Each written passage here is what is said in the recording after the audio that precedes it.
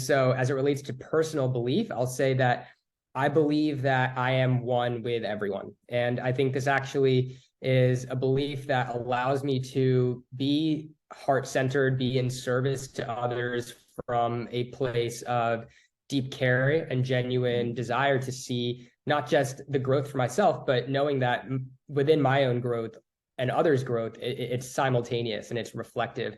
And having honor yoga as part of that, I think even coming back to what the definition of yoga even means. And in Sanskrit, the definition of yoga is union. And union is in a number of different ways, right? It can be union of the mind, the body, union of the mind, body, spirit, union of me as an individual to other individuals, union of collective communities to other collective communities, and union as, I think, humanity and consciousness as a whole. So I think that dovetails well with my belief in yoga and what I think it can really do, because I not only think that it can provide an excellent avenue to allow the individual to attain a deeper level of union to their own body, because we often think that the soul or the spirit is outside of the body, but really it's actually within the body. It animates the body, and then it spreads from there.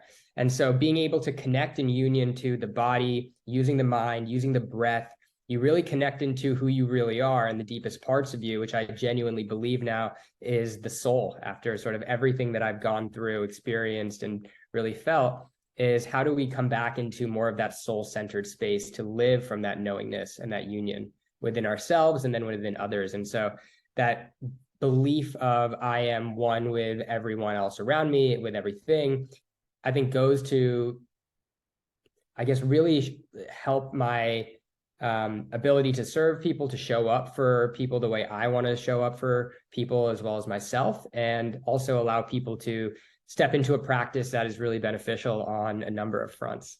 I love that. I mean, it's really beautiful. And I'm also thinking about how that shifts how you practice in a studio, right? Like if I believe that I'm practicing for you as well as for me, right? Or we're that the boundary between everything is broken down, and the care that I would show if I thought I was practicing on behalf of you as well as me is it's a profound shift. So I'd love to hear if you can insert in this how you got to honor yoga as well in here, so that can kind of come through in the story. Yeah, absolutely. It's been quite an interesting journey to honor yoga. So I grew up in Pennington, New Jersey. So native, born, raised, have been in Pennington my whole life until I went out to college. I went to NYU, and then I worked in investment banking on Wall Street and at Goldman Sachs for 8 years in total. And I left as a vice president, actually due to some very traumatic circumstances, which were the sudden and unexpected loss of my mom. And so I grew up in a spiritual family, meditating since I was 5 years old. Really grateful to have been given that practice by my family and parents. And I kind of fell away from that as I became very engrossed in the material world, wanting money, being a banker. And then after my mom's passing, everything just turned completely 180. My world was turned upside down, and I started to then go deeper into meditation and my own spirituality than I ever thought possible. And in my morning meditations, I started to receive a message for 3 straight months, every single morning, saying, you need to help people, you need to help people, you need to help people.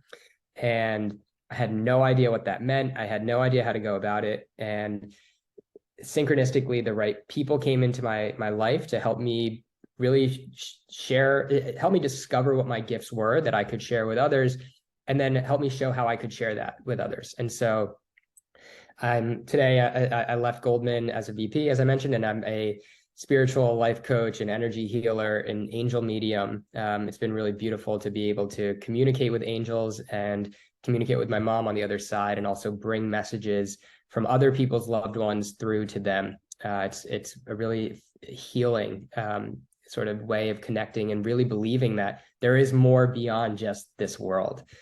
And so how I got involved in honor is I came back as I was going on this journey of being a spiritual coach.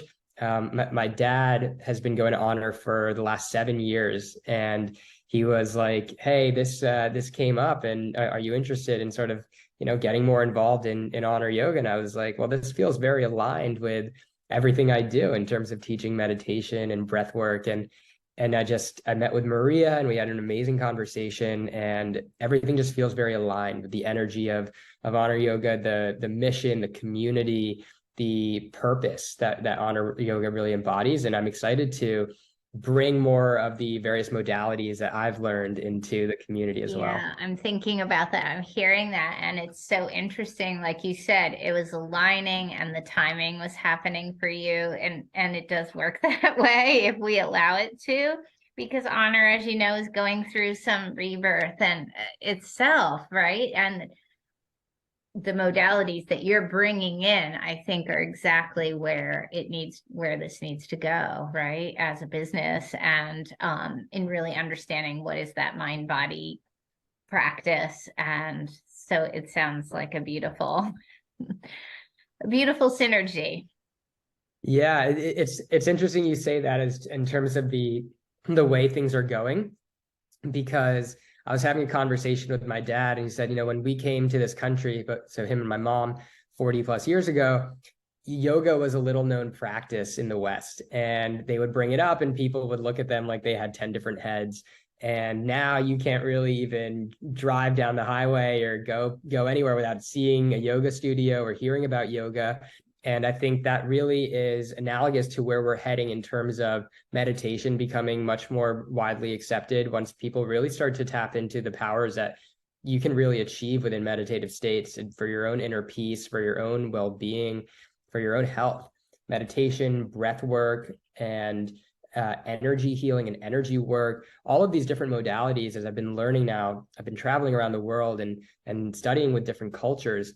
These cultures have been using these forms of, be it energy healing or ancient medicine work or plant medicine or breath work or meditation for years. And so it's amazing to see cultures from South America to Africa to India to Southeast Asia, all having this intertwining rope, so to speak, of very similar practices and beliefs that have really been underpinning sort of their ancient knowledge. And I think now, as we step into our next level here as